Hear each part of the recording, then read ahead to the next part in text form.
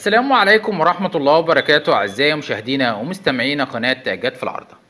انتهت مباراة ليفربول وساوثهامبتون بفوز ليفربول المستحق على هذا الفريق بنتيجة 2-0 من ضمن منافسات الجولة ال27 من الدوري الإنجليزي الممتاز.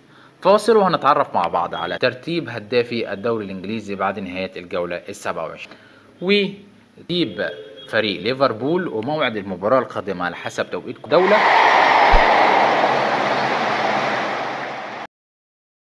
يلعب فريق ليفربول الإنجليزي في الجولة ال28 مباراة قوية جدا مع فريق ويست هام يونايتد، وذلك يوم السبت 24/2/2018 الساعة 5 بتوقيت القاهرة وسوريا، الساعة 6 بتوقيت السعودية والعراق، الساعة 7 بتوقيت الإمارات.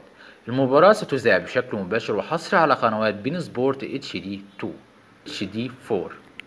يأتي فريق ليفربول بعد الفوز على ساوثهامبتون بنتيجة 2-0 في المركز الثالث برصيد 54 نقطة، بينما يأتي فريق ويست هام في المركز ال12 برصيد 30 نقطة.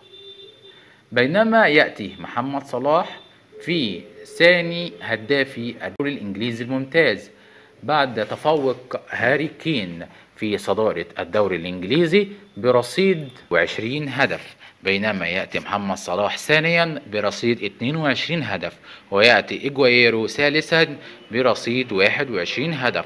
وده ترتيب هدافي الدوري الإنجليزي بعد نهاية الجولة ال27 من هذا الدوري.